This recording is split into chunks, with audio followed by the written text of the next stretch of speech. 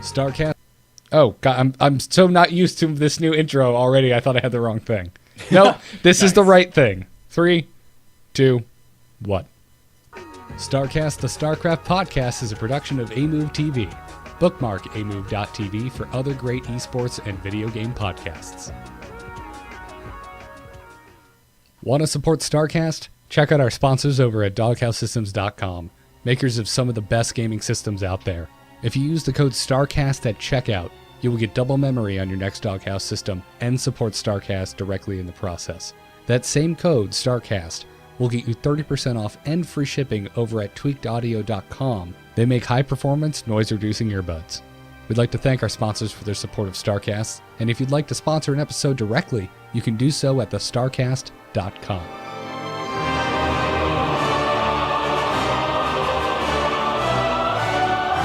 Hell, it's about damn time for StarCast. Incoming transmission. Biscuit.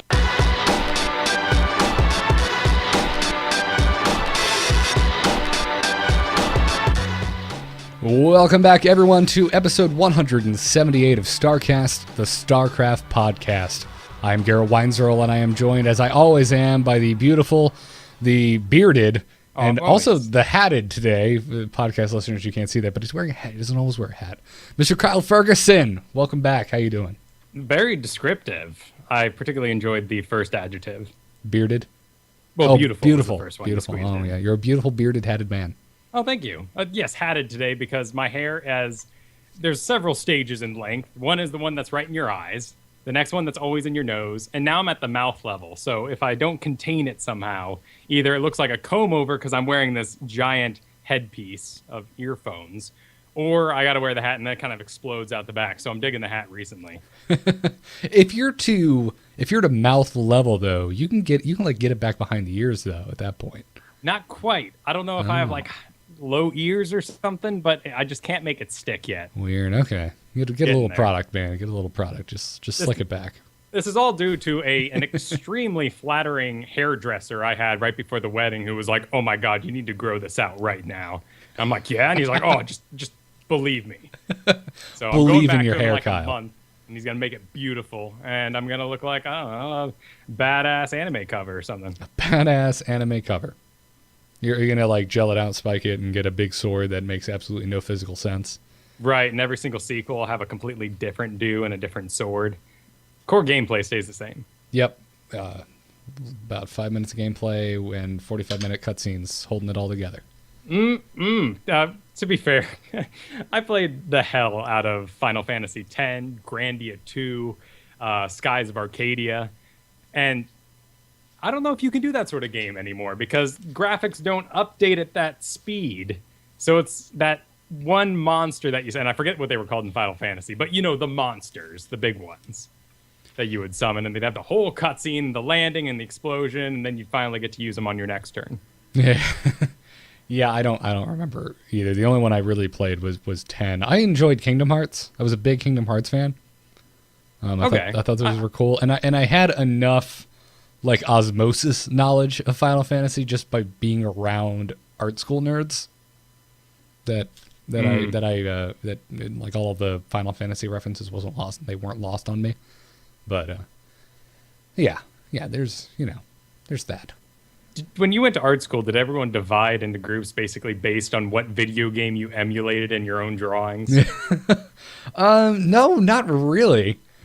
I'm trying to. I don't really. It was clicky. It was more clicky probably by major than anything else. Like you had your graphic design kids, and then the computer animators that you never saw because they were just locked away.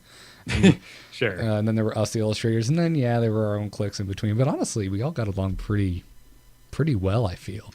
Well, that's good. Yeah. There was some ultra nerd. There definitely was like the Japanophiles, really into anime, all that kind of stuff. Yeah. But yeah, none of my friends were really like that. But that is neither here nor there because we are here to talk about a video game made right here in the US of A called StarCraft 2, which there's a lot of really weird, new, fresh things to talk about this week. that Yeah. that for me have come completely out of left field. Yeah, so we're definitely going to be talking. We're going to talk about the official things first with the David Kim Balance blog. But we're, of course, going to be talking about Starbow today and let you know what that is if you haven't heard. But if you just kind of rolled out of bed Tuesday morning and wandered over to your computer, you may have no idea what's happened. Just everyone was screaming the name Starbow. You look it up. It's posted on Team Liquid as I'm making my own balance mod. July 2012. So this thing has been around for a while and just suddenly, because of Total Biscuit, exploded out of the air. And then with this just came this feeling. And I can only attribute it to the same feeling you get if you ever have a long-distance relationship. And Garrett, have you had a long-distance relationship? Not a real one. Okay. Well, I mean, mine was like end of high school, early college. And in this certain relationship, this woman lacked self-esteem. And she would continue to talk about her weight and how she was upset about her weight and how she was gaining weight or losing weight or fat that day or didn't feel fat that day, but whatever. But because of this, my mental picture over time slowly inflated her. So when I finally saw her, I was just completely flabbergasted because she was actually thin. But I had heard all these words. It just corrupted the picture in my mind. See where I'm going with this?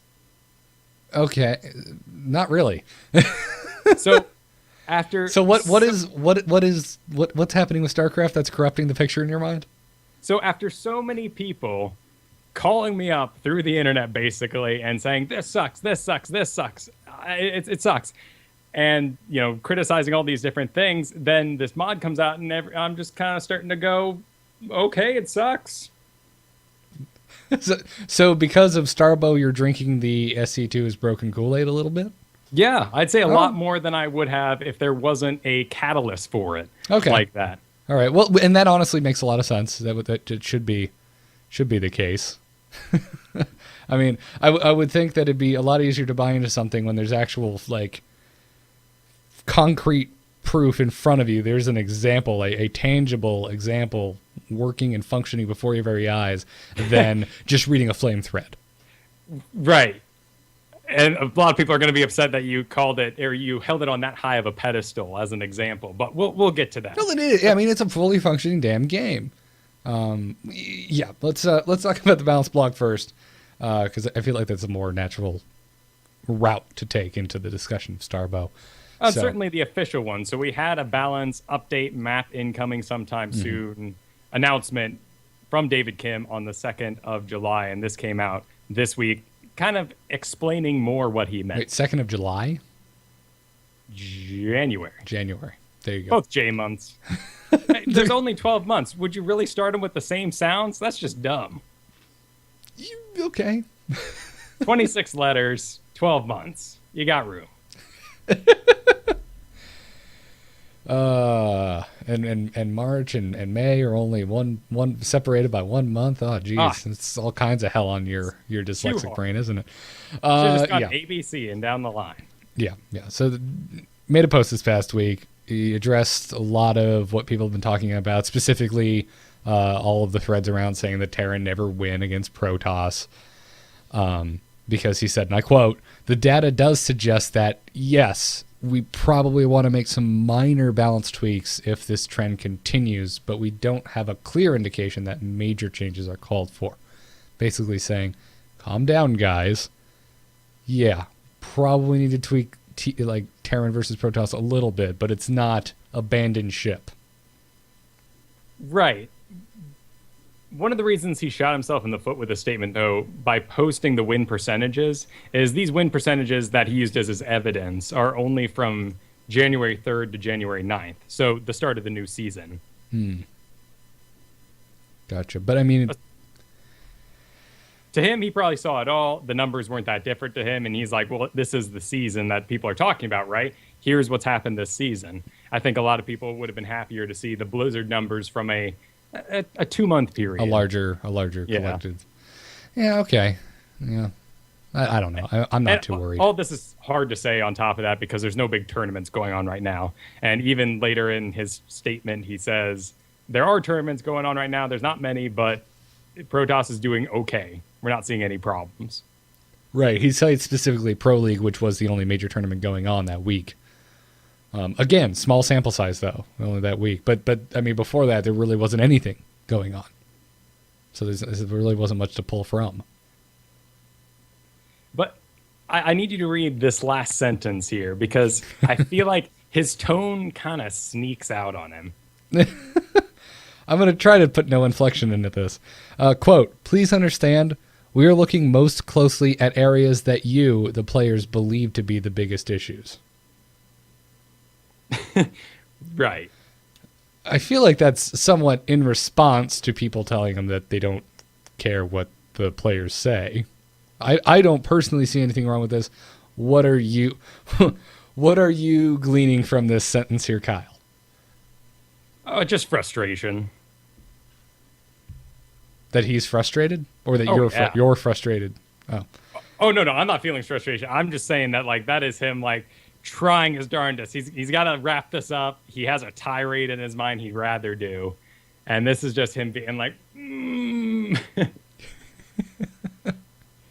I really, really wish that we got some kind of Blizzard soapbox from them where they got to sound off without fear or repercussion of having to keep up appearances. Right, and you don't want to alienate people or scare them that the game's going to change so much that it's kind of a end of Warcraft expansion system where they're like, oh, they're going to change it, well, and it's going to completely change. Why are we even bothering? Yeah, well, wow, people always get up in arms about that, but honestly, when do you see player base numbers change drastically because the systems change? It really just kind of peters off when the game content peters off. Yeah. So I mean, that definitely gets people the loudest. All I'm saying is that really people are just bitching to bitch and they don't actually act. Fair enough.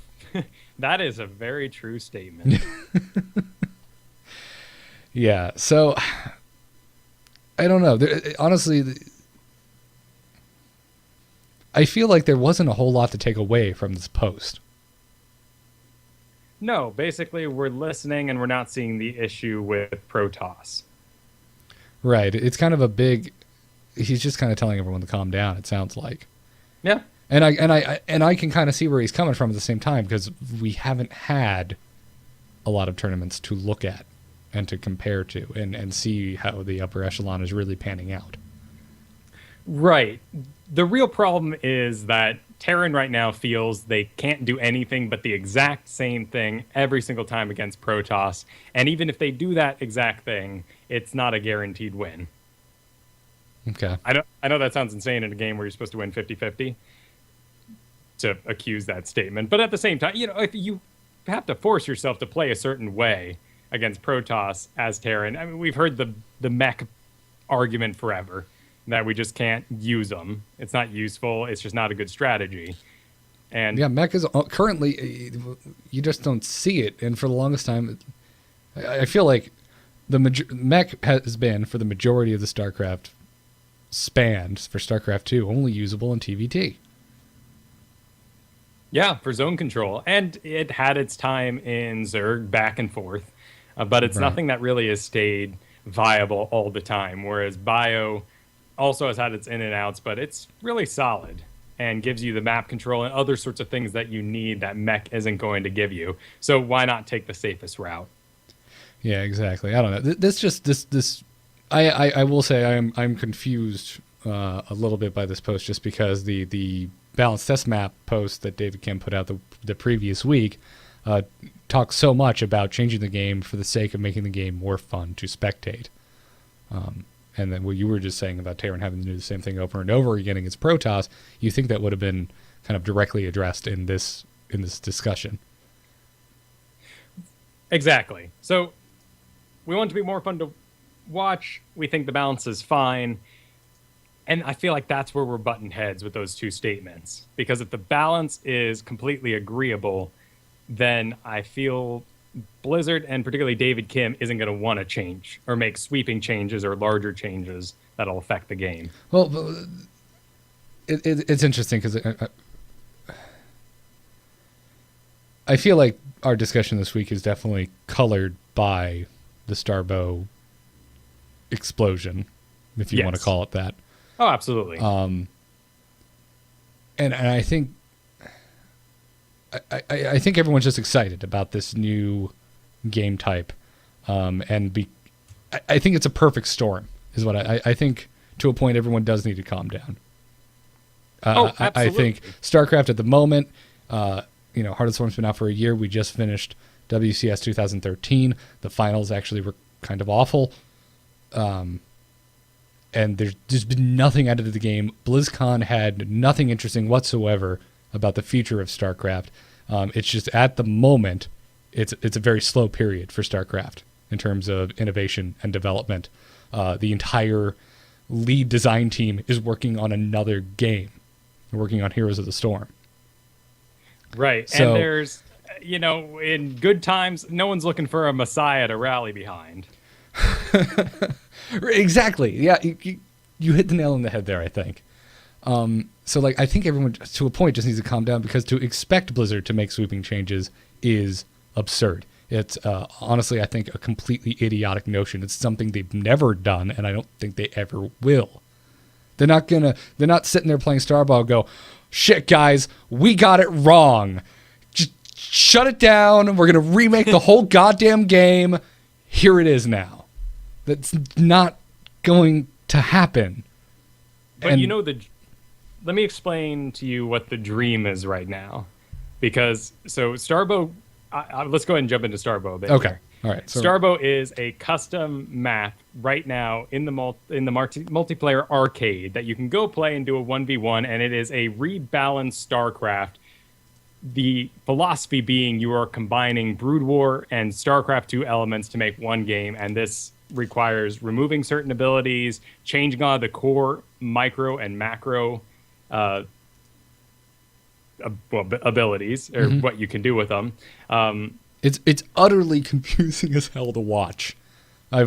You've been watching casts all week. You've watched a shit ton of casts from what you've been telling me. I've watched the Total Biscuit one, I watched the Husky one, and I still it's like watching a new game, but it's deceptive because I'm looking at the same stuff I've been looking at for the last 3 years. Right. So, yeah, this was just an explosion. Come Tuesday, Total Biscuit puts out this video of his Axiom players playing on this custom map. He doesn't really know what he's getting into or casting, but he watches it, and at the end of it, he's going, oh, that was excellent. That was awful, Total Biscuit. I apologize. But he was just digging on it. And this inspired Husky to do one, and then very quickly, sort of community tournaments started popping up in a single day because people were excited to play it. Then companies started jumping behind it. And over the past week, we've had ESL, we've had MLG, and Shoutcraft announcing that they're doing all sorts of tournaments with Starbow. And every caster's kind of getting their buddies and their pro player friends together and making them play on this map. Right. Again, back to my perfect storm analogy, there's just so much stagnation with StarCraft at the moment because we don't have Codex going on. No one's seen enough games. We don't know if the meta has changed at all really at the pro level, at least for those of us as general spectators. I don't know.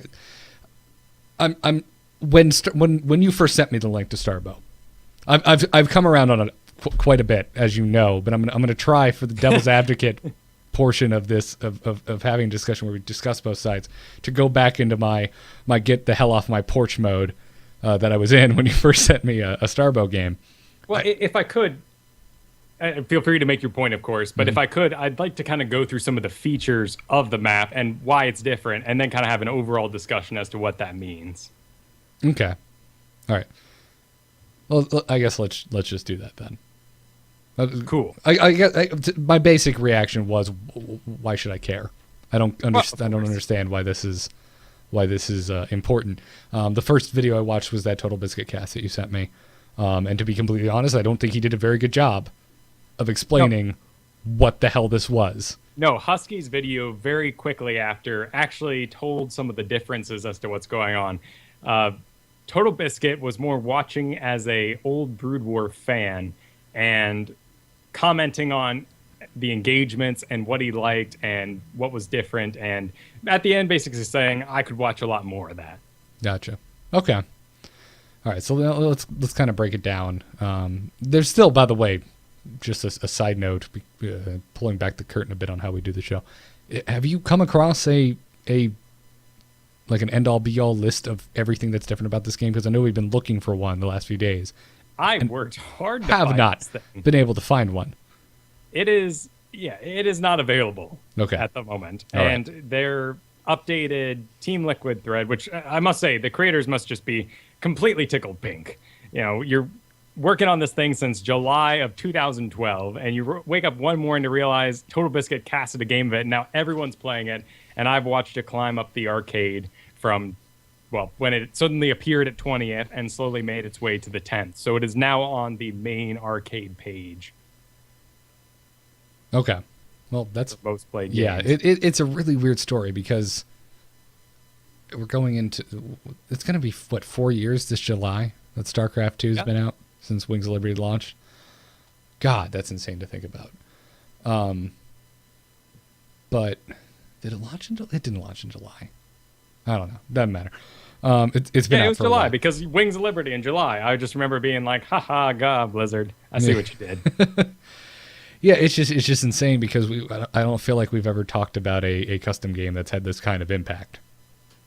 No, most that certainly. Entire time. I think the most we ever talked about a real custom campaign is maybe if you condense all the clips of me talking about Nexus Wars.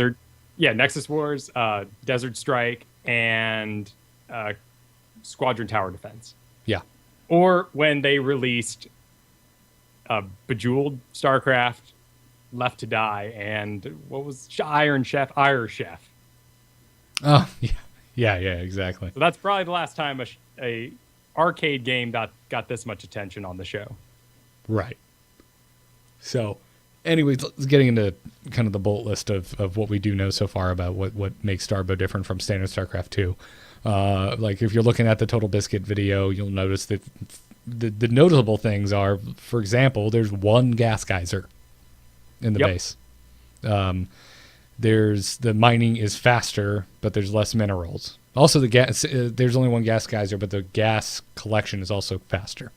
Right. So what you're doing is giving you more money earlier, so the game gets started a little quicker. I mean, things still kind of have the same build time, so you're not really stretching that. It's more that you are doing more at once with that money.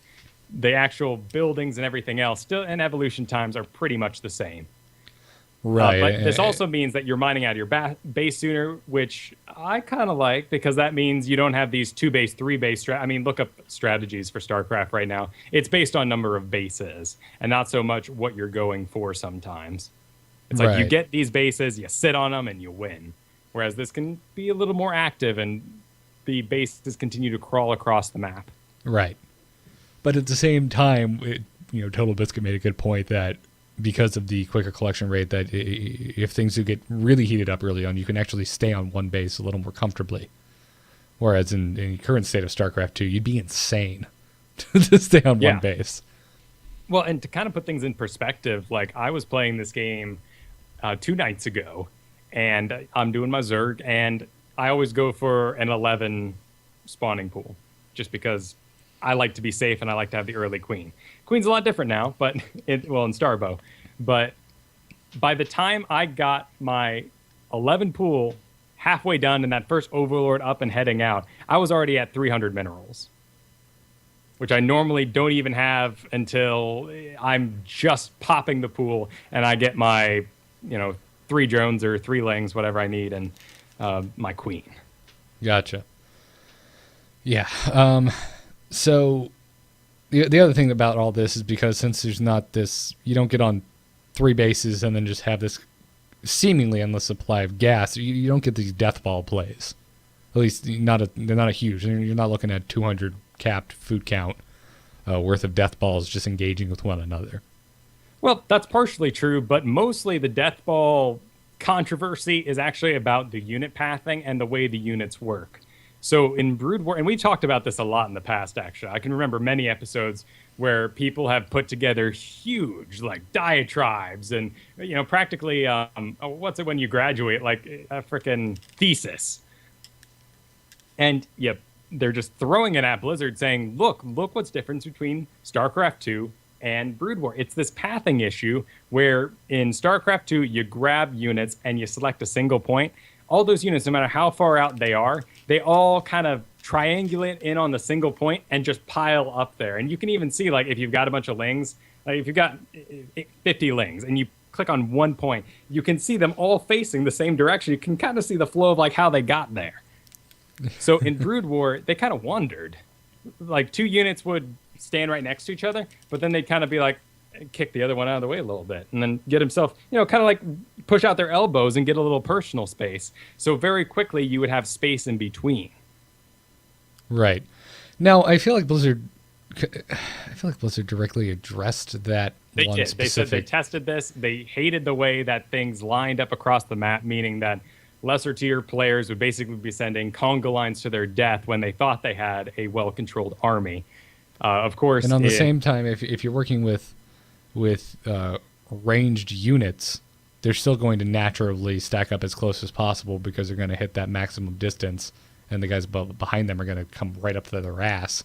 So exactly. So they still have the same tendency to kind of make the big rainbow together. Mm-hmm. Right. So like the only difference this really makes is when they're walking across the map, right? Yeah. So if a group of units that is now currently in the game a death ball moves across a bridge, they are going to stay a death ball and move across that thing. But if you think that each one kind of has this invisible personal space, the front 4 are probably going to take up the entirety of the bridge, and the ones behind them are going to take up their chunk of the bridge. And so you have more of a long blob line heading out rather than a death ball, which means that when you engage, it's more about your personal control, your micro, that is pulling them together and making them into an actual like combat shape rather than them piling on top of each other. And that also means that the engagements last longer because there's more stuff going on, and you don't have sometimes this meat grinder effect where all your units are piled right on top of each other and you walk into that wrong thing and it's just wee, wee, wee. Oh, I'm Zerg, so I hear ee. Okay, gotcha. And it's important to note, I guess, at this point, that Starbow is not a 1-to-1 remake of Brood War. There is StarCraft 2 Brood War, which is pretty much that, which is it's probably the second most popular map of this variety. But Starbow actually has units from modern StarCraft 2 and Heart of the Swarm, as well as old units from the original StarCraft and Brood War. Most notably, if you watch this video that Total Biscuit put out, you'll notice that there's medics and there's fire bats, which I have to say, very excited to see fire bats roasting some Zerglings. I don't know what it is about that, but the Hellions just don't cut it. There's something so annoying about dropships. The fact that a medevac is a dropship, you just kind of box it all in one hate bubble and just throw it away. And I'm not quite as angry as I am about medics, because medics just do so much damn healing so quickly. And yeah, I need to target them, but I'm not used to it, so they're a terror. Gotcha. But yeah, I mean, talking about how these units line up, yeah, you may have the Marauder, but he's different. He doesn't have the concussive shells, and he's also affected by the range upgrade on Marines like in Brood War. There's no Thor like that. There's no medevac. So things get pretty complicated when you start thinking, oh, wow, look what Starbow is representing that StarCraft could be. It would have been better in that case if they really just made a 1-to-1 using the spacing available with the no death balls and using some of their new damage percentiles like you have in Warcraft 3. Some units do different kinds of damage, which means that there aren't really as hard of counters. So right now, a bunch of Lings get hit by a Hellion and they explode in flames. And there's nothing, I mean, when you first see it, you're just astounded and you see them roasting and the little legs are flailing about and you're like, oh my God, how amusing to watch. But nowadays we're like, oh, well, of course, he just got Hellions and the Lings died instantly. That's kind of boring. So now there's actually some room, because things do less damage. The game is moving slightly slower, that things actually have a bit more control and strategy in there. Yeah, the game, it's like the game progresses slower, but there's more going on sooner. The way I'm trying to describe it. There's more engagements. There's way more engagements, and they start happening much sooner in the game. Right, so if you have an extremely, well, It's not extremely slow. But actually, this is an interesting tidbit because, of course, we all know about the clock in the game not being correct. And that's because when Blizzard was making the game, they tested it out to a bunch of pro players and they said, whoa, this is kind of boring. It's too slow. You need to speed it up. And it was close to release. And they're just like, oh, okay. And they sped it up to faster, which made the clock just tick faster. But it wasn't worked into the system.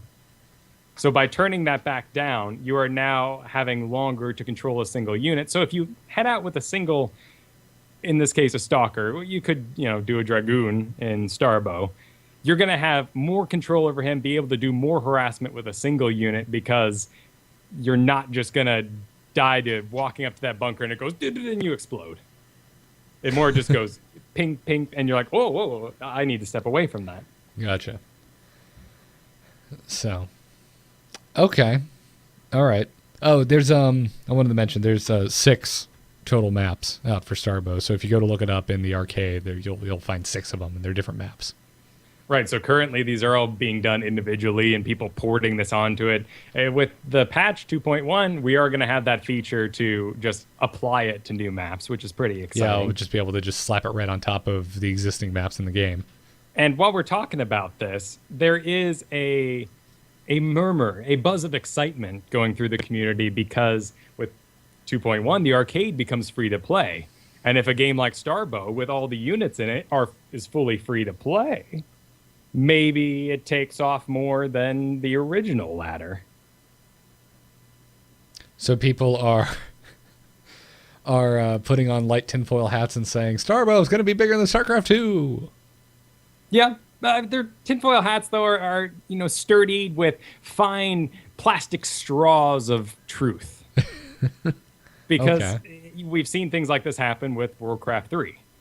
And the arcade actually ended up being huger than the ladder it was there. And I speak, of course, of Dota 1. I was going to wonder when you were just going to throw that out. Like, well, I got to get it in. Yeah, although this is just bizarre to look at it in this case because it's so close to what we're playing. It's just weird. Right. So it kind of begs the question. So if the arcade's free and I just make the ladder games and you're able to play with all the races in my custom game, doesn't that just completely skip over Blizzard's plan to only give you Terran? Yeah.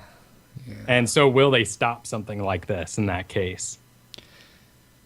I don't see them doing that because I feel like maybe next week. We don't know how long this crazy fad's going to live on. But if they were to do that today, oh my goodness. Riots. It would be madness. Yeah, it would. So, I don't know. Some blues have gotten in on the forums because clearly something actually cool and awesome has to lead directly into flamey, trolly. Oh my God, Blizzard, are you seeing this? Yeah, comments. So there's been blue posts, most notably by Kaivax, one of the CMs. As a matter of fact, got a quote here. He said, "It's no different than people asking for more tower defense or more big game hunters or more super close rush maps. Custom map makers try to fill those requests. Can't we just enjoy mods and enjoy talking about them? When so many people are having such fun with whatever they're having fun with, must there be a culprit?" Which I honestly kind of agree with. Yeah. Some of the comments in this thread that reply was made in are just, they're so freaking volatile. Yeah. It's not a good representation. There's a lot you can learn from this. It's an awesome case study. We don't need Starbow ported directly into the game, and this doesn't have to happen tomorrow. And in fact, Blizzard has made a very firm stance that they move very slowly with StarCraft, and it is frustrating, but it's extremely smart because you need a lot of results to make changes in a game that's kind of based on balance. With your MOBAs and other sorts of things like that, you just kind of have this loose hanging balance, and you do what you can, but really it's about team structure, and there's no way to exactly fix it forever. But StarCraft has that sort of magical ability. Yeah. So now that we've talked about it and we've given it, I feel a very nice, positive kind of welcome on the show. Flip side, how much do you think of this is just the current StarCraft personalities finding a quick way to boost all their numbers with something that StarCraft Reddit has just decided is the next big thing? You know, it's hard not to think that, of course. And then when you get one of our longstanding culprits, MLG, who likes to jump on the hot new thing, involved suddenly, it seems like it's a flash in the pan. Yeah, saying MLG is involved, though, like... Oh, no, I'm not discrediting them. I feel like they're throwing their name on everything nowadays. And saying MLG is involved, like... Yeah, I feel like we need to come up with a tier system of just how involved MLG actually is, because the Shoutcraft Clan Wars, it's being put on by Shoutcraft.com with like MLG's endorsement and obviously help with prize money. Yeah. But it's not like Starbow is going to be at MLG Anaheim on the main stage or something. That's not what's happening. So... I don't know, because like I said, when you first sent me this thing, I was just like, why should I care? How is this any different than Nexus Wars? like who decided that this is the good alternative to StarCraft? Do we even know if it's really that well balanced? Clearly, it hasn't been played as much as StarCraft, the current StarCraft game. It's literally impossible, but I don't know. This whole thing is just so strange to me. I still haven't honestly formed a real solid opinion. The hard thing for me to get my head around is that you added these different units, and some of them are from Brood War. I mean, none of them are really just like made up completely. The Sentinel would probably be the real thing, which is kind of what they're trying to do with the Oracle and, you know, changing it their way. And they added back in the Arbiter, but that's the thing. Like, you're adding an Arbiter, Reaver. Like, these are fan favorites. Of course you're going to have a huge popularity boost when people find this. Guardians, Devourers, you know, changing from Mutalisks. Like, people are going to get super excited about this. But StarCraft 2 is a different game, and they moved on. Vultures, you know, Spider Mines. Yeah. These are things that you can just, like, say, and people will gush. Yeah, well, that's right. And I don't know.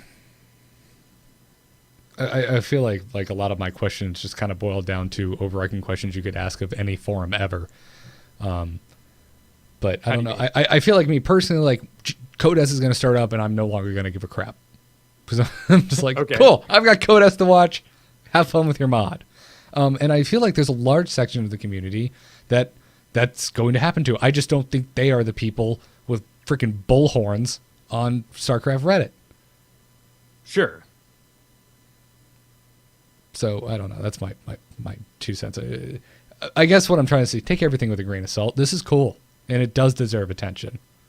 But don't herald it as the end of StarCraft as we know it either. Right, but and it does deserve the attention again because it fixes a lot of the things that people are talking about. And for me, the biggest one is the meat grinder aspect that is in Heart of the Swarm. And if you spend your whole game and all your minerals and the way that economy system works, building the death ball, you move out with it and you make a wrong step and you lose it all. And that's not fun to watch. And all of this is permeated with, you know, we've seen what the game has to offer at this point. We're not surprised. And guess what? Because of that, the pros know exactly what wins. And if you talk to a guy who aspires to be a pro player, you know what he loves doing most of all? Winning. And it just doesn't matter how you win, really, when you are all that winning. It's war, baby. Right. So, and I agree with that. I think that having more engagements earlier on that last longer, I'm totally down with that. Right. And the big thing for me from a spectator point of view and why I was into this past week is if you have an engagement, it isn't suddenly over. There's not that meat grinder and you're seeing the micro taking place and the little positioning battles that's happening because the units aren't moving all in one. And frankly, all in one and targeting a single thing is really the most effective way to get anything done. Yeah. focusing DPS. It's a basic of video games. What do you do when you're playing any game?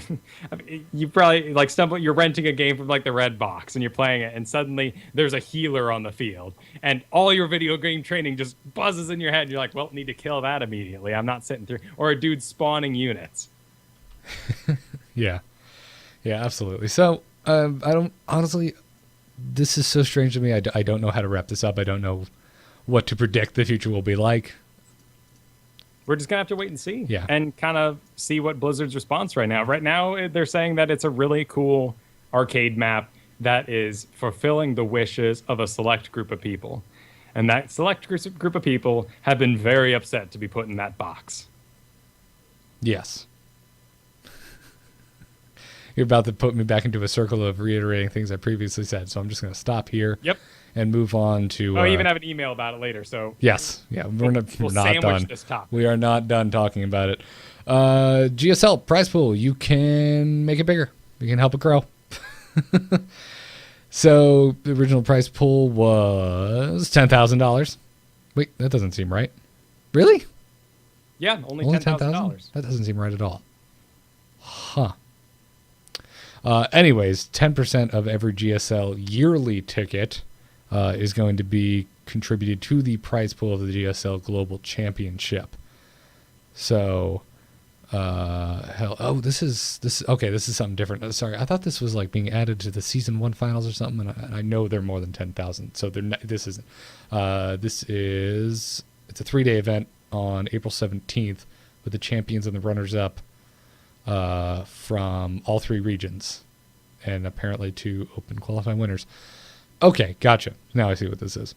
So this is the global championship that GSL is hosting, and doesn't really. I mean, you're going to get like WCS points, but it's not part of the WCS mainstream brackets. Okay, gotcha. So this is like kind of a side tournament that they're doing with WCS players. Right, and they're, if you're going to be getting a yearly ticket anyway, why not have part of that go to building up the prize pool? It's something that's really worked well for other games and esports, so GSL is giving a shot. Yeah, this is a really cool aspect of the International 3. Exactly. People have been making the joke, and they're like, cool, so what HUD do we get, GSL? Or what's our courier? Yes, that is a very good point. Of course, if Dota tournaments were as frequent and as easy to follow as the GSL, I would probably gladly pay for that. Sure. We just don't really have that for Dota 2 yet. So, yeah, we'll definitely be getting a yearly ticket because we're kind of GSL fanboys. Spoiler alert. Right, and this thing hasn't gone up too much right now, but I think that's mainly because things are really confusing right now. And when you go out to WCS and you're looking for VODs and you're hearing about Code A happening in the background, you hear about Flash dropping out, you're thinking, where can I watch this? And we don't know. Frankly, as of yesterday, I don't know. Maybe it's changed. Let me check real fast. But the GSL videos seem to be hidden behind an additional paywall. And now we're all kind of confused. We're like, wait, GSL, I thought you were streaming and this was all part of your new GOM experience. And then you go to the Twitch page and it's asking for you to, insert $20. Gotcha. But have you gotten your pass yet? No, I haven't. Well, that might be it then. Right? Exactly. But now we're all kind of... that's the thing. I think we're all kind of confused right now about what's free, what's going to be free. Because when you go to the WCS website, down at results, they have GSL Code A listed and the results of it. And above that is a matches and then a little video button. You press that and nothing's there. No videos found. Strange. Okay. Well, that's very, very weird. So if the case is that they're going to be posted there, of course I'm saving money. I'm not insane. Right, exactly. I mean, we're used to paying for GSL, so this is really nothing new. Right, but if the opportunity comes up to not spend money, I'm going to wait and see what happens. I'm a thrifty shopper. Yep, yeah, you are. But I'm all for growing prize pools for stuff I probably would have paid for anyway. Yeah, it's a really cool concept, and of course, we hear a lot about... just in general from pro players that, prize pools are extremely important, as you can imagine, when they're making a living off of it. And this is a system that doesn't just benefit the champion of it. There are percentiles going to the round of 8, to the round of 4, So they're doing a good job. Sweet. So we talked a little bit about Shoutcraft Clan Wars with the MLG involvement. I guess they're specifically saying they're sponsored by MLG, so that's obviously where the money must be coming from. So this is actually really cool. Again, I read this and I was like, why should I care? And then I start reading. I'm like, oh, damn, there's a lot of like just fun-sounding crap happening in this tournament. Yeah. And a lot of participating teams as well. So it seems like it's going to be quite the yearly event. I mean, all year long, we're going to be having all sorts of things. Yeah, these are monthly events. Every month has a $5,000 prize pool. And there's all kinds of stuff. The main tournament is like a pro league format, so it's going to be this team league type of situation. But the thing I'm really excited about is, first off, like all of the maps are taken from like the Team Liquid map making community. So it's going to showcase all of these maps that we're not used to seeing. If you go to the website shoutcraft.com right now and look up the Shoutcraft Clan Wars stuff, there's a bunch of there's 6 of them already on display, 7 of them. Right. And to kind of work into our conversation of the week, maps are the other thing you can do to change the game right now. Yes. And Blizzard put out a Rush map this past season, and people hate it 100%. They're saying it's awful, and so frankly, I'm kind of the opinion like, well, maybe you should learn how to play the new map first if you want different maps to change the game style. I mean, if that's your wish, maybe you should adapt to it. Yeah. Also, the Clan War is going to involve it's going to have a 2v2 map on it, which just perks my ears up like you wouldn't believe. Sure. Like that's cool. And so the team's going to also be able to reuse players from the roster for the 2v2 map, which sounds really cool and really different. And then of course, on the heels of the new hotness, there's Starbow and the StarCraft 2 Brood War custom maps being involved in this as well. Which I'm glad they're doing both of those, because we really need a bigger showcase of what is possible if we're all going to be pointing at one thing as the new god. Right, exactly. That was my very first question was, why is this one so special? Because I know there's others out there. So I can tell you why it's so special. They have a Reaver, and it's well animated, and it looks really good. But so fan service is what you're telling me. I mean, I'm being honest here. It's better because they got Superman to fight Wolverine. That's what you're telling me. Yeah, I mean, that's the truth. They put in the work to make it look good. And, sometimes you see the new units I came up with, and you're like, ooh. And also you just kind of dyed in black for some reason. Like that really bad, just like you voided it of texture black that people do in custom maps. Yes. Yeah. And then on top of that, like it's nothing but major teams participating in this. So yeah.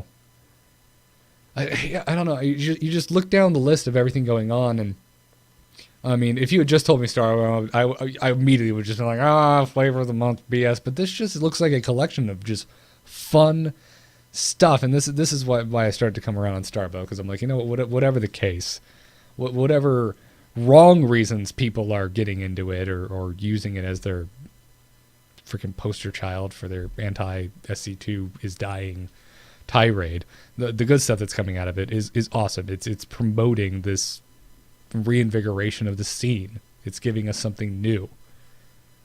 Right, and they're not committing to anything here. So this is a feature of it. There's no schedule posted, and they announced it for the whole year, but they certainly didn't say we're committing to doing Starbow all year or anything like that, or what kind of events are going to run all year. Just that'll be around. Yeah, and honestly, that's not the thing I'm most excited for. I'm excited for this freaking team league, this pro league team league format with a freaking 2v2 map thrown in the mix. Yeah. So bring it on. I'll definitely be watching some of these, specifically the 2v2s, because I love me some team games. I don't want to see pros play 2v2s.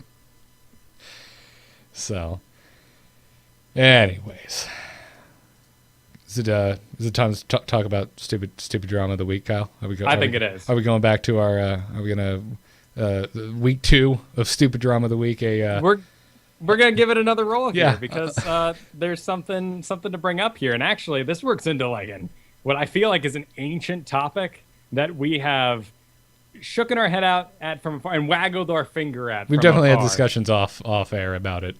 Oh, most certainly. But on air, we really haven't given it the time of day. But now we have this beautiful section called Stupid Drama of the Week. Yeah.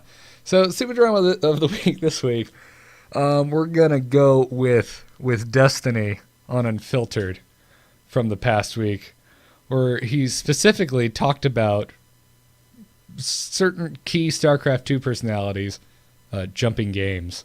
And it sounded a little like this. So, Destiny came out with a big post decrying all of the that Blizzard does, which, by the way, now everybody agrees with me. It's not even controversial. None of the said was even controversial, first of all, okay? Secondly, a lot of big people in the StarCraft community that didn't support me were, like, very big non-supporters there. They were like, oh, well, Destiny's wrong, like, we can do blah, blah, blah. All those people now are casting other games, and they did it quietly, too. They didn't make any there was no big announcement where it's like, you know what, guys, I'm just feeling like Hearthstone more, you know? I'm just going to go, half my website's going to be Hearthstone, I'm going to compete in that and do shows about that. Artosis didn't make a statement about that. He just kind of, like, weaseled off without anybody saying anything, and then they just all kind of go do different events. So this madness was inspired by the Chanman show when Destiny and him were unfiltered, and they were talking about. He was reading a email they had gotten, basically saying, "Destiny, if you're a game hopper, why don't you head on over to Dota 2? You can make a lot of money there," and that set him off.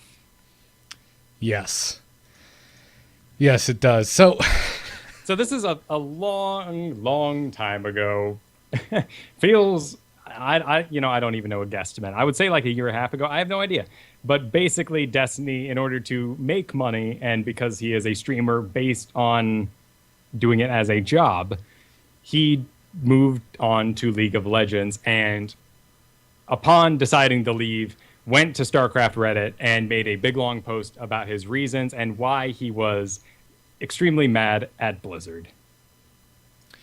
Yes, and you're putting it lightly. This was the first big StarCraft 2 is dying post, and Reddit ate it up with the biggest spoon they could find. And this was pre-Wings of Liberty, yeah? This wasn't pre-Wings of Liberty. This was after Wings of Liberty had been out for a while. Oh, really? Yes. Talking about a lot of things we talk about off air, I'm trying not to just like call this guy an asshole. I don't like Destiny. Sure. I don't like him at all. I find him to be the poster child for everything wrong with internet culture. Yes. Well, and he embraces that, and that's part of his gimmick. I don't know if he actually looks in the mirror and like puts on his character face, but it's about cursing. It's about saying screw that guy and being offensive. And that's very much how he supports his viewers, and they eat that up, and people watch him for that. So the fact that he spoke it in that way is not surprising. No, if you're not familiar with him, that's Destiny. But he brings up the issue that has been talked about a lot recently, particularly involving casters and their recent ability, if you want to say that, during the down season and even before, a lot of them have been switching to other games, and they did not make a big, long post on Reddit to explain why they were switching games. Instead, they just did it. Is it because they're not bitches? One could say that. Is it because that maybe you don't need to make a big deal that you're butthurt that you're not making enough money from streaming a video game? Because the company isn't making the game popular enough for you to make that money off of it. Maybe you're just not good enough at the game for people to give a shit about your stream. Garrett, it's like you have a strong opinion or something. Maybe if you didn't suck at the game, maybe if you weren't fired from a team for showing your dick on a cell phone. That is true, sadly. Maybe you'd have a bigger following. These are all facts. He's got a huge following, mind you. Yes, he does. He has a massive following. And I know I'm going to get emails like, well, you're just not as big as Destiny, so that's why you don't like him. I'm like, no, I just think he's an asshole. But there is a certain amount of, do I really want to use the word ownership that we feel towards the casters because we made them big? I mean, yeah, and setting a lot of people. Right, definitely. I mean, I don't know. He specifically calls that Artosis, and later on they were making fun of Tasteless, and clearly we are fans of GSL and, by extension, fans of Tasteless and Artosis. So we're probably not the best people to be commenting on that specific, I don't know what else to call it other than shit talking. But I don't know. I just think that's insane. I don't. The reason I'm calling this the stupidest drama this week is because I don't understand why anyone would be mad that Artosis didn't make a big deal about doing Hearthstone content. I'd be, as a game flopper, as someone who recently started a Hearthstone show, as someone human who has different opinions across the course of their lives. Yeah. I feel like my what I take away from someone like Artosis going to Hearthstone, I feel like Artosis is actually just enjoying the game. He happens to have a massive freaking following that he can capitalize off of. Yeah, and carry along with him, sure. Right. My disappointment in Artosis in this particular drama comes from Hearthstone U. And after his attempt to make Esports U, which was a sort of self-run, for the most part, but also had other people involved website that you could pay for content to help learn StarCraft 2, he is now doing that same thing in Hearthstone. And after Esports U had to make a big post saying, I've been too busy to give content, I'm going to give refunds and such, it came off as a bit of a scandal. You gotcha. Right. I mean, and the StarCraft Reddit and all that jazz, they've constantly gone up. They've constantly got broken out the pitchforks for Tasteless and Artosis on more than one occasion. I mean, we had Tasteless on and we were talking about the Sons of StarCraft thing. Yeah, that's been another big. If we had drama of the week in the past, that would have definitely been up there. Yeah, exactly. But just, I mean, completely removing this from StarCraft for a second, like, game hopping is something that is frowned upon. And a lot of people get really upset about this. I mean, think about, people getting bored of MMOs. And personally, how traumatizing that can be. I know that's an extreme word to use, traumatizing, because it's a video game, right? But, and when streaming culture is so damn new. I find it odd that this is already, like, such a thing that's ingrained. Like, you change games and, it's a big faux pas. That's true. I feel like because the newness, that's why this is happening. I'm just talking from a personal aspect. You're playing a game, and it's the first week, or it's the first year you've owned this game, and whatever, and you just, like, can't get enough of it, and you're just playing it, and there's that thing that goes off in the back of your brain that's like, this is never not going to be fun. This is the funnest thing I've ever done. And there's a little tiny voice in the back that's like, one day you'll find it boring because you found games you loved in the past for it, and you're like, it's just madness to even consider. But you put yourself up streaming, and streaming really kicks off, 3 years ago. And 3 years ago, when you started streaming, you declared yourself as someone, and now that someone has changed. And change is frightening to people. And you associate that person with that content, and when they change, you may be angry at them for ruining what you thought was a perfectly good show. So these are the kids I went to high school with that stopped liking certain bands because they weren't punk enough, because they sold out. Is this what you're telling me? Yeah. I guess is this the not punk enough argument coming into video game streaming? Absolutely. Well, selling out has a lot to do with it, I think. Right. And again, that just comes down to why I think this is so dumb, because he's calling out Artosis and he's saying, blah, blah, blah, blah. And I'm just like, well, it's probably because Artosis is actually just enjoying this game as opposed to moving because he's not making enough goddamn money. Right. Now, of course, we can assume that by doing 2 games, you make more money than you would be doing 1 game. True. And there is probably some cash flowing his way. But, the more we complain, and we're not going to be able to snatch bills as they fly by. So it's kind of odd to really get your personal self bent up and out of shape about this. But he also brings up one of the topics that has been floating around for a long time, and that is that Tasteless doesn't play games. I don't know where this really began.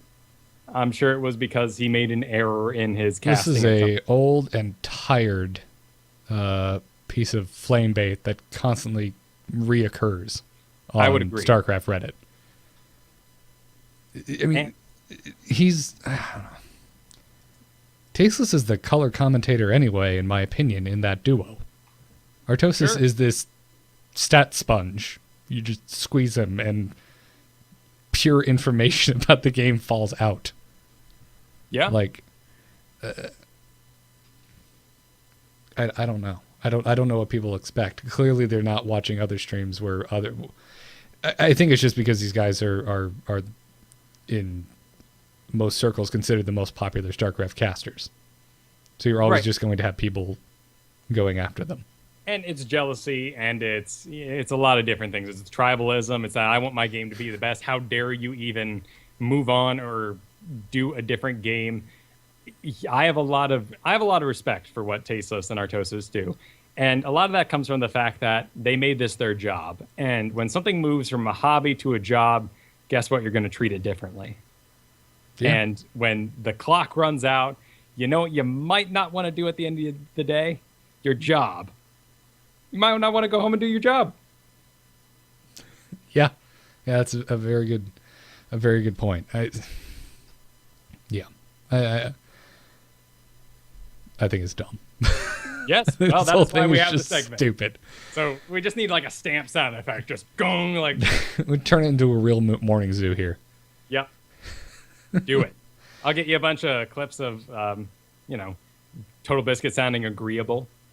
Yeah. You could play those in the background whenever you agree. Oh. I'm all for it. Yeah. Just don't get a clown horn. Yeah. So that's wonderful. Let's move out of this and into some emails. You can send your emails to starcastshow@gmail.com, and we will put them on the show. Our first email today comes to us. And let me interrupt and say, this worked quite well, and I'm sorry I had to threaten everyone last week. You threatened everyone? But this is where the show would have ended. I mean, right now, at an hour and 15 minutes, we would stop. Or I guess we started a little late today, so about an hour. Mm-hmm. But now we have emails that you so kindly sent in. So if anything today inspired you to write in, and you know what? It's like voting. You just got to assume that you're the only one doing it. So if you have an idea, write in. We'd love to hear from you, and we heard from a lot of people this week. So please continue to write in. Yep. Unless you're going to tell me that I'm just jealous of Destiny, because it's untrue. Well, then it would be wrong, but I don't see any problem reading that. Is that what gets you up in arms? Yeah. I mean, don't send us emails that say we suck. We get enough of that in the chat, right? No, the chat's great. Anyways, our first email today comes to us from Albin, and he writes in, as the qualifiers have started for all the regions, there doesn't seem to be a lot of coverage. Call me spoiled, but I am used to going to the Battle.net WCS page, and all broadcasts will be available for all regions. Is it possible that the start of the season, oh my God, will not be broadcasted, or did I just miss something? In addition, okay. Well, let's add this first. Answer this first. Yeah, this kind of just ties right in with what you were talking about earlier, Kyle. Yep, you didn't miss anything. And it's just not being broadcast. Yeah, Code A is the biggest thing right now that's been happening, WCS related, and yeah, there's just the links are dead on the WCS site. As always, you have Caldor being a badass and like asking around, seeing if he can cast things, even if he can cast qualifiers. But it seems like maybe in a money move, we have decided not to do a lot of the Challenger League Code A stuff. Maybe Challenger League. That's run by other departments. Yeah. So, thank you, chat room. He also said, in addition, any thoughts about ESGN? Even though it is not StarCraft related, the Hearthstone event was a delight, and the daily news informative, in my opinion. It would be perfect if they could manage to expose esports to a broader public, as they seem to attempt to do. Yeah, we talked about ESGN on the Angry Chicken the last 2 weeks, because they did. Did you see any of this, Kyle? It was called Fight Night. No, this is my first time being exposed to this website at all, actually. But immediately when you go there, Fight Night, and it says tonight. So I'm assuming there's been a lot of these. Yes. There's one tonight? They're already back into it? I thought they were finished. Maybe they're rebroadcasting. I don't know. Doesn't matter. Well, it says rebroadcast right now, but either way, the banner's old then. Gotcha. I'm not sure. Gotcha. Yeah, it was really well made. It was done like a TV studio, so they had the one Hearthstone player against the other Hearthstone player sitting at these cross desks. It was looked very nice. Right now you can impress Hearthstone fans by even having an overlay that works. Yes, we were teasing it a little bit though, because they have these two randomly scantily clad women in nerd bikinis coming out escorting the players to the chairs, and it just seems like this is not something I should be seeing in the 21st century. I don't know. This They're is like bikinis? Like, well, like, no, like no, Game I don't Boy? know. Like, no, they're not bikinis. But imagine, like, I don't know, whatever you would imagine at like a car show, like that attire for female models. Women are being objectified for the benefit of a video game. Yes, but because Seems it is a odd video when we game, want more like femme chefs. yeah, because it's you know, it's Hearthstone, and it's in the world of esports. Even Hearthstone is considered nerdy. I mean, it's a card game. Right, you are kind of getting into that like sort of pokery realm where that I guess older okay. mentality still exists. Yeah, I don't know. It just came across as awkward. You just Has there been like a cowboy hat thing in Hearthstone? Do people no. like No. It's not an action. You're not sitting there with physical cards, you jackass. Anyways, so we were teasing it for that because it just came off as really insincere and weird. Yeah. And unnecessary. But other than that, the production of this thing is freaking phenomenal. Like, By the way, if I had like 100 iPhones, I would totally make a deck out of them. Just load it up on the screen, every single one, 30 cards. we had a guy draw a set of Hearthstone cards on Post-it notes to beg for a beta key. Did he get one? Eventually, yes. Unfortunately, not from us. Oh, I do wonder that if while creating it, they, sat around with Post-it card, and played with those while they were figuring out balance. That's a good question. I don't know. But I really enjoyed ESGN. I'm looking forward to more. It's a really good tournament if you're even remotely interested in Hearthstone. And they've got their own TV, which is exciting to see. So with MLG TV and then ESGN, Twitch has some competitors, which we've all been looking for. Yes, absolutely. Although I believe it was live streamed on Twitch when it first broadcast, I believe. Yes, it was. So it's probably just their VODs that are on there. So, anyways, thanks for your email, Albin. Those were good. Yosada writes in and says, while listening to your podcasts, A-Move and StarCast. Oh, this is the guy that wrote the really, really, really long email. If you want to see it in full, go to amove.tv/StarCast and look for the post for episode 178. But we truncated it quite a bit. He said that while listening to your podcast, A-Move and StarCast, I always end up with topics for an email, but I end up never writing it. First off, I'd like to start with a question I asked a few weeks ago on Twitter about Heroes of the Storm. Is it really still a arcade game for StarCraft 2? Blizzard started working on Heroes almost at the beginning of Wings of Liberty, and back then it was quite small. It would release at around the same time as those other arcade games from Blizzard, Star Jeweled, Left to Die, and Iron Chef. He's right. Isn't that a frightening idea? Yeah.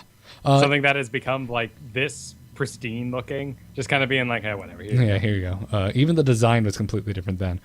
For a while we heard nothing. Apparently they had completely redesigned it to finally show it again last BlizzCon. It seemed like a much more finished and complete game from what I could see. A week or two later you had Carbot on the show, and he talked about being able to play a couple of games of Heroes so he can make a trailer for it. And he told you guys that the game was not finished yet. It was playable, but there was almost no menu interface or user interface to start a game. To me, that doesn't make much sense, unless it is now some kind of standalone game. If it was still a SC2 mod, then you just have to fill up the waiting room in the SC2 client, load game, pick some setting maybe, and play. What are your thoughts on this? I think he's right. I think it's going to have its own button outside of the arcade. I honestly wouldn't be surprised at this point if it was just a standalone release. I mean, you said it. Well, yes, that as well. And I'm pretty sure I've said that in a previous episode. Well, we've got the beta client. They're still calling it beta, but the in-between client that you can use to log in all the games at once. It's pretty simple to just throw it up there with Hearthstone. I mean, well, in idea, of course. I'm not saying that programming a game is simple, because that's madness. Right, but no, it actually, I compare it to Hearthstone a lot, because it's going to, I think of Heroes in my head now as a standalone title. Yeah. It had its own freaking banner at BlizzCon, so it is a standalone title. I feel like there's a certain amount of ease you need to give to people who only play World of Warcraft to get them involved in other games. Sorry, what? Repeat that? I know it's kind of an odd sentence, yeah, but you need to kind of cater to the lowest common denominator in a game as large as World of Warcraft, and hiding it within StarCraft 2, a game that a lot of those people would never ever touch, might be a bad move. I don't disagree with that. It came off a little negative calling them the lowest common denominator, but I get your point. It's a huge swath of people. WoW has a much larger spread of gamer type. Yes, and because of that too, because it's such an engrossing, huge game, there's a lot of people that just play WoW and don't really get up to other games too much, so they're not game savvy. Yeah. Yeah, like I don't know. I really don't think this is going to be in the SC2 client. Even if it was going to be in the SC2 client, though, I don't think Carbot's comments on there being, almost no UI would be any indication, because if they're developing it in-house, I don't think they're developing it like in a StarCraft 2 map maker. They're probably using their own internal tools, and their demo version that's playable internally is they're not going to just log into a arcade and look it up and play it. That's not how that just would because work. they say these are the tools we use doesn't mean it's the tools they use. Right. Well, you know what I mean. No, I'm not trying to start some conspiracy. I'm saying if you made the tools that you're giving to people to make their own maps, you probably have more badass tools that you made that custom map maker with in the first place. Yeah. They probably have just an internal client for Heroes of the Storm, so it's easy for them to test internally. I mean, if you can actually program a video game, why on earth would you divide it up into, displayable graphs for yourself? Sure, it might make it easier, but really you're building things from the ground up. Yeah. So, anyway, he also goes on to talk about Brood War and Starbow. He said that he currently thinks it's a breath of fresh air. He asked if we played any Brood War multiplayer. He said that he can only beat the AI. As soon as I play online, I get decimated. So, yeah, I mean, obviously we talked about it a lot today. Yeah, did you ever play the old multiplayer much, though, in Brood War? No, like not seriously. I played it quite a bit with my buddies in my college house, but oh wow, all the way into college. That's when I first played StarCraft, man. Wow, that's crazy to me. Yeah, no, I had no interest in it, like at all. I was in the Warcraft 3, and then I got into WoW. Massive yellowing IBMs is all I have to say. Nope, I was playing it on a 24-inch flat screen. The future's now, man. I remember like being sat down and taught how to play, and like I'm like, what? A hatchery? That's not in front of minerals. That's madness. I can't mine at that. And they're like, oh no, you need it for larvae. I'm like, you're insane. I thought I'd just wait for the larvae and build an army over half an hour. No, everyone I lived with was, looking back on it, awful at the game. Like the worst StarCraft players you could ever imagine. Now imagine 4 of those dudes all living in a house together playing games against each other. Well, I think the exposure of esports has affected StarCraft a lot. I'm sure if there was not esports, the ladder would be in an extremely different place. Maybe the high end would still be the same, and if we had, Brood War level popularity, where we're kind of making jokes about like Korea and like them playing it professionally, but we really don't know what the hell's going on, Bronze would be a wacky, ridiculous place. Yes.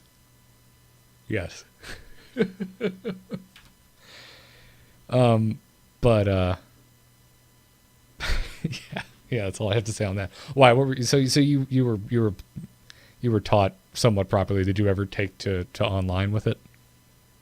No, I've never been a ladder anxiety kind of person, but I played a lot of Warcraft 3 ladder, and that turned me off it a lot. And since I played the campaign, and I definitely did a lot of custom maps, but my favorite thing was, I don't remember which patch it was. There was a patch that came out for Brood War really late in its life, and it allowed for top versus bottom. It was the first time you could divide computers into teams. So what I'd do is alien invasion. I'd set up a whole team of Terran, and I'd set up my team, which would be half Protoss, half Zerg. Gotcha. Okay. He also made a comment on Roach Speed. He's just a long email and trying to just get through all his points. He said that I had mentioned at some point that the change would be a lot of fun in the lower leagues, but he said that as a player and most of all as a spectator, that he doesn't think Blizzard, or he thinks Blizzard should only focus on the top level of play. He said if that makes the game more difficult on the lower levels, so be it. It has been a long time trend that there are a lot of people, including me, who watch more than they play.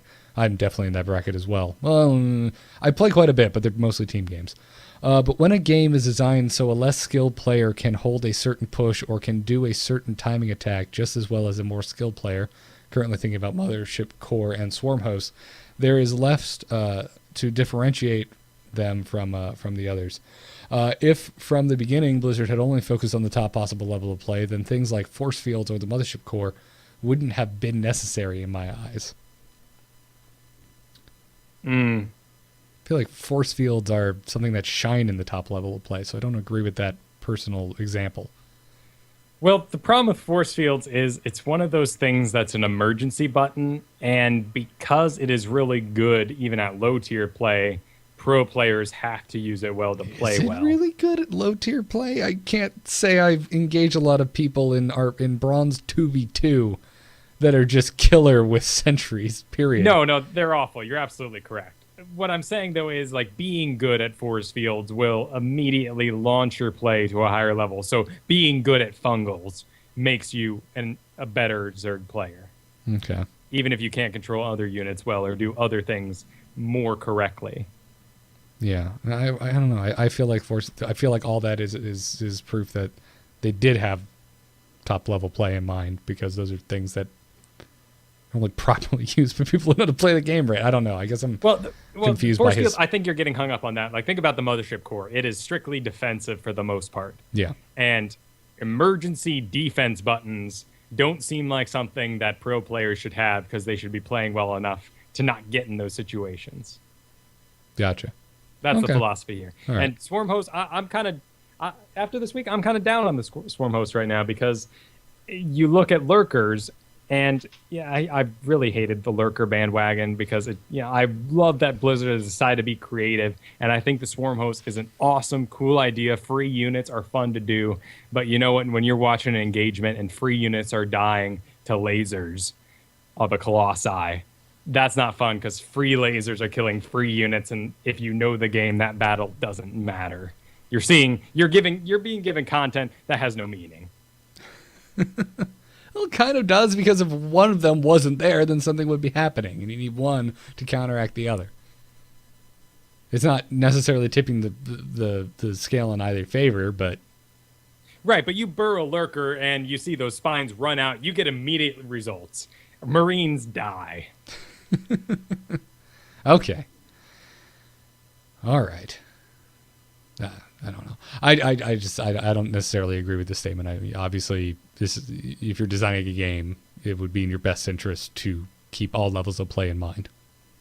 What would you say to something like limiting certain abilities or giving certain buffs to lower leagues in a way such as like build order displays? Well, so like, you have a thing at the top of your screen, you build a bunker, and boom, it shows the arrow to the next building that you want to build and what supply you're going to build it at, because you made a build in the client. I think it should absolutely be in the game. I don't see any reason why it couldn't be in there to begin with. But, maybe something like that turns off. But this works. Gold League or something. I don't even think it needs to. I mean, if you need to use it, you need to use it. If you don't, this tool is available in Dota 2 all the time. Doesn't matter. I mean, right? There's nothing stopping like a pro player at the International 3 from going in and checkboxing a guide, right? No, not at all. Exactly. I would assume that most people use it to organize themselves. There's a lot of buttons. Yeah, I don't know. I honestly think more teaching tools in StarCraft that you can bring with you into a live game is better for the game as a whole. And, nothing's stopping you from designing your own flip book of Post-it notes and peeling one off every time you make a building. But having it in the game, certainly. And then the more extreme would be, like, not being able to use Widow Mines in Bronze, because they're extremely punishing to players who don't know what's happening. Yeah. I don't think they should limit units. But yeah, I'm totally down with giving us some kind of build order tool or something of that nature. I'd be down for it. And your email's long, but you asked some fun questions at the end, so I'm going to read them anyway. So. It was a good email. It was well written too. So yeah, congratulations. Very good punctuation, good spelling. Oh my God. He wanted to ask a couple short, fun questions. One, have we seen the trailer for Game of Thrones season 4 yet? And are we hyped? Of course. To which I point him to this week's episode of A Move Radio. Yes. We're sufficiently hyped. I'm not sure what's going on or why I'm excited, but I'm going to watch it, and I'm excited to watch it. All I need to know is that Game of Thrones is coming back. If you show me moving pictures of Game of Thrones with the Game of Thrones music, then I get really, really excited. Right, and I live in a big city, so I get mega huge building posters when things are coming out. So it's always awesome to see which building's going to get painted with Game of Thrones this year. I miss living in LA for that very reason. There was always a huge Doctor Who billboard right outside of where I worked every time there's a new season. And at the time, I didn't watch Doctor Who, but I thought they looked cool. Second fun question. What was/is your childhood celebrity crush? I need a second to IMDb. Oh, putting me on this. I don't remember. Trying to think. The only poster I ever had on my wall, Britney Spears. Wow. The only girl poster. I had plenty of movie posters. That's putting yourself out there. Yeah, I'll admit it. She's freaking hot when she first came out. Now I think she's insane. Well, sure. She falls way more into the was than the is category. And I mean, that's same with mine. Winona Ryder, was it, in Beetlejuice? The goth chick? God, I could have guessed that. Well, sure you could have. You take 2 seconds to think about me and I'm younger and hey, what the hell? Goth chick in a movie that you're allowed to watch. Oh, that's funny. Yeah, Britney Spears. If you could live in one fictional universe, which would it be? Tell you, not Oz. I feel like Kyle. I feel like your only answer would be Middle Earth, but am I wrong? That's tough because I love the restraint that Token has for magic, but damn, man, I wouldn't be like shooting lightning bolts from my eyes if I'm gonna live anywhere. See, mine without even thinking. Star Wars. I want to live in the Star Wars universe. Oh, sure. Done. I want a freaking spaceship. And lightsaber, or would you not pull? You wouldn't be a Jedi? Oh no, man! I want to be like Han. I want to be this kind of backwoods. I want the the galactic government to leave me the hell alone with my the equivalent to a pimped out van from the '90s as a spaceship. Oh man, Kyle Katarn, Jedi Knight like that. I love the idea of the Jedi that still gets to use the evil Sith powers because he's like neutral. Kyle Katarn. Yeah. Yeah. Oh, dude, I love those games. But yeah, no, Star Wars and yeah. And you know what? Legend of Korra or Aang Avatar. If you got to be the Avatar, of course, in that world, that's like being the Jedi. You always want to be the special one. Yeah, exactly. That's another one I really enjoy. I mean, all of these things are series and universes that anytime I go back to and revisit or something new comes out, I'm just like, damn, I miss this world. Like when Korra came back, I was just like, oh my God. I forgot how much I really, really, really loved this universe. When I went and saw The Hobbit, I don't care. I know a lot of people don't like the Hobbit movies. I love them. When I went to go see the first one and that Shire music starts up, I just got a little tear in my eye. Because I love that world so much, and I love the way Peter Jackson portrays it. So, I don't know. I love all of these, but if I had to pick one, Star Wars. So, there you go. We'll take some more emails next week, but just some real quick community announcements here. Friend of the show, very, very talkative follower on Twitter as well, EnderSC, is hosting a 2v2 tournament. If you go to the StarCraft Reddit and look for 2v2 tourney for all leagues, you can go and you can sign up. I believe there's currently 17 or 18 teams already registered. There's still slots available. All leagues are welcome. We'll have a link to it in the show notes. Again, he's also subjecting himself to a lot of work here because he's doing a rather unique scoring and placement system so that all leagues can compete without it really, getting too wacky. Yeah. So go look it up. There'll also be a link in the show notes. Go to amove.tv/StarCast. And Discarax been yelling at us to go try sc2replaystats.com. So yep. So this is a website. You sign up, give it your BattleNet tag, and then it will take your replays, upload them immediately, so you can share them. You can look at your friends when you friend people, but also it gives you more stats than you're going to get in game, and it calculates those stats over time. Yeah. You get this almanac of your own personal play. Sadly, you need 20 games to really get it going, so I can't say mine is powered up yet. Yeah, but go check it out. Again, sc2replaystats.com, and that will do it for today's episode of StarCast. Thank you all for listening. As always, if you haven't left us a review in the iTunes store, please do so. All of your reviews really help us out. StarCast is a production of amove.tv. You can find this and all of the other awesome shows over on amove.tv, like Amove Radio with Kyle and myself, or The Angry Chicken, if you want to hear way more about Hearthstone than the little bit we talked about today. You can find more about StarCast on amove.tv/StarCast. We record live on Thursday nights at 8 p.m. Eastern Time at twitch.tv/AmoveTV. Our VODs are available on youtube.com/StarCast Show, and our podcast is also available on the Frog Pants Studios Ultra feed at frogpants.com. Our mobile live stream is provided by Alpha Geek Radio at alphageekradio.com. Email, once again, starcastshow@gmail.com. Call us at 941-882-0281. Leave us a short, concise, and interesting message, and we'll play it on the show. Our Twitter is at the StarCast. My personal Twitter is at GarrettArt, and Kyle is at Kyle Ferguson. Finally, please check out nomoonart.com for my graphic design portfolio. Kyle, where can people find you? You can also find me at my other podcast, Biggest Fan Podcast, which you can find a link to on the amove.tv website. This past week, we actually ended up getting all screwed around. We ended up doing 2013 this past week, so God of War next week. But 2013 is in the processes of being put out right now, and it was a lot of fun to go over all the past topics from this past year. We went from starting the year with Quentin Tarantino to ending it with the game console wars. In there is things like Telephone, Canada Week with Joel Duggan, Emergency Pizza, Transformers Week, Robert Downey Jr. Magicians, which led it immediately into Arrested Development, so you can kind of see how those are tied together. Gossip magazines, which has to be one of my favorite we did, and of course, Pumpkins and Korra, which is up now, so you should check that out as well. Oh, Doctor Who wasn't this year? Or 2013? No, that was last year. Oh, wow. Okay, that was a while ago. Okay. Probably right on the cusp. Gotcha. Because I remember it being winter when I was watching those. Okay, because that's right when I started watching it.